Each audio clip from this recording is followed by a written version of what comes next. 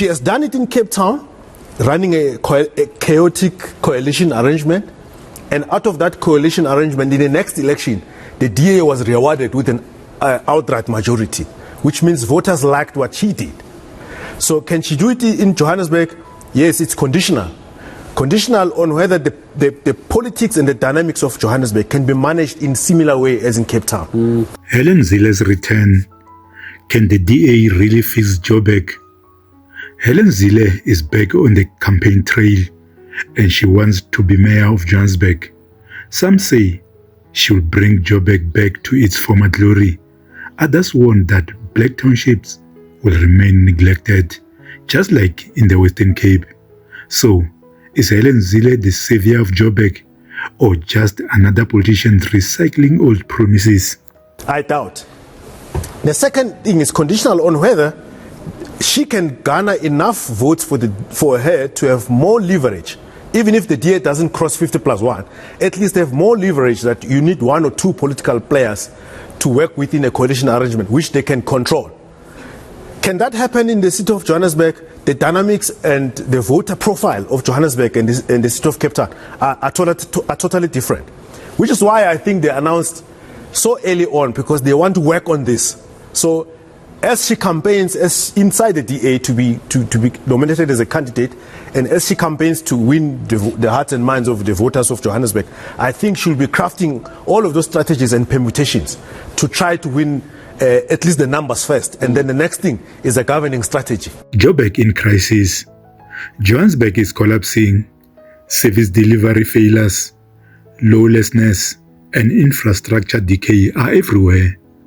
That's why the DA is resuscitating Zille, hoping a brand will reassure frustrated residents. The polling numbers don't lie. Things don't look good for the ANC in Gauteng's other metros either. In Tshwane, recent polling shows DA at 48%, ANC at 27%, Freedom Front Plus 9%, EFF at 7%, Action SA at 2%. The DA even announced Silas Brink as their mayoral candidate there, showing their strategy is clear: dominate Gauteng's metros. Let me ask you a hypothetical question. Let's say the DA does back you, the DA does decide to put you forward as the mayoral candidate, you do end up becoming the mayor of the city of Johannesburg.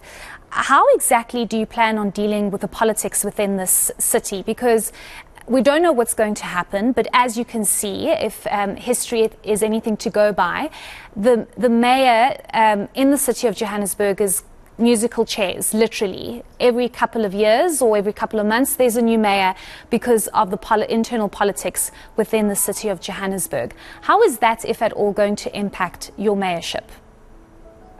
Heidi, that's not a question to ask me. That's a question to ask the voters of Johannesburg.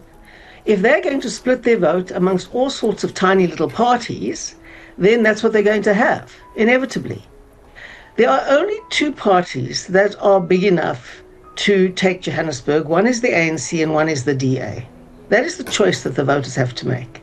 If they split their votes amongst all sorts of tiny little parties, then they're going to have these incredibly unstable coalitions, and you're going to have musical mayors.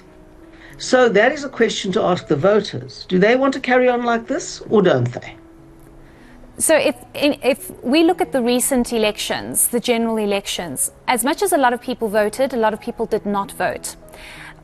Perhaps how important is it for voters, especially when it comes to the city of Johannesburg and local government elections, because it speaks directly to service delivery, is it for them to go out and vote for whichever party they deem is fit and suits whatever needs they have, so that we don't have this split and we don't have these coalitions, especially on a local level? Well, if you don't vote, you can't complain, can you? I mean, you can't sit there and complain that the whole city's collapsing and say that you didn't vote for whatever personal reason you might have had. I mean, the only way we're going to fix Johannesburg is by getting a strong party at the helm, getting a mayor who knows what he or she is doing, and ensure that the plan is in place, backed by a budget that's going to fix it. That's what has to happen. And it can only happen if the voters want it to happen. Otherwise, it won't happen. What ordinary people are saying about Zille? Supporters are saying, Zille will surely bring Johannesburg to its former glory. Critics, as for the black townships, nothing will change. In the Western Cape, sewage is still running down the streets in black areas. Another voice, Zille is the best for Joburg. Joburg will look like Cape Town, thanks to the DA. These mixed views show us something. There's no universal trust in Zille.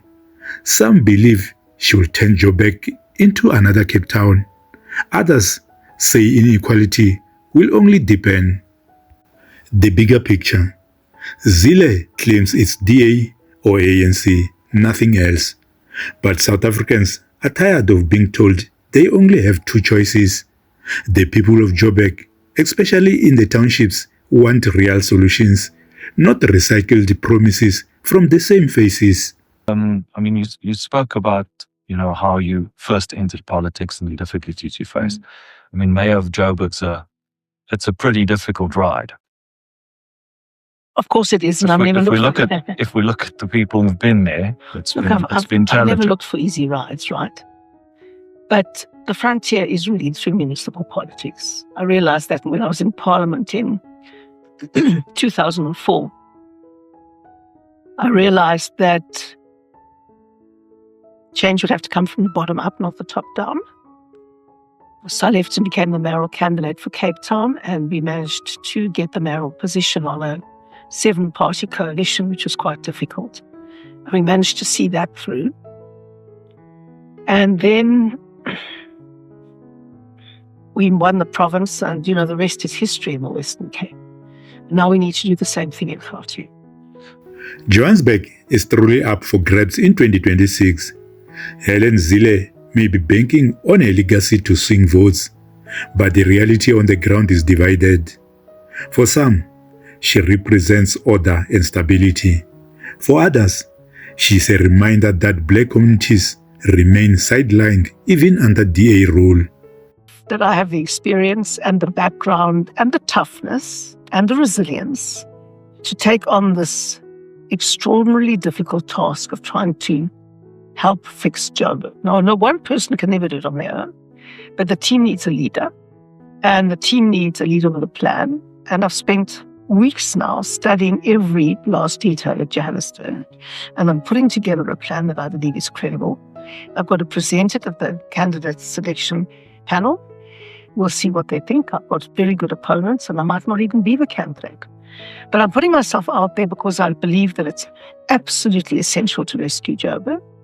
Joburg remains our financial capital, and the rest of the country hasn't got much hope if Joburg collapses. So we have a real obligation to do our best to rescue Johannesburg. And we're going to put together, obviously, a non-racial team, because the DA is the only profoundly non-racial party in South Africa. The only diverse party. I mean, the ANC's only got black people in it now. Even Carl Niehaus has vanished from the scene. All the other parties are uniracial, effectively, except the DA. And so we'll go up there and we'll put together a good team that represents South Africa, that is competent, that is outstanding, that will have a vision and have a plan, and then it's over to the voters. We'll say to the voters, you want to fix? You want to rescue Joburg? Here's your best chance. And it's probably your last chance. So let's not squander it. Well, we're totally differentiated, actually, from every other party. I mean, on every single issue, we are differentiated from every other party. We believe in constitutionalism and the rule of law. The ANC can never claim to do that. We believe in non-racialism. No other party really claims to do that. We are a party for all South Africans. Very few other parties can claim that, in fact, none. We're a party that stands up against corruption and acts very hard on corruption. The ANC certainly can't claim to do that. So we are differentiated in every other way. And the big differentiator of ours in Gauteng is that we're the only party that can actually beat the ANC. The real question is, Do Joburg residents want the same cycle of DA versus ANC? Or are they ready to imagine something new? What do you think? Will Helen Zille revive Joburg? Or will the same problems persist? Drop your thoughts in the comments below. And don't forget to like, share and subscribe as we continue to unpack the future of our cities, our politics and our people. Thanks for watching and take care.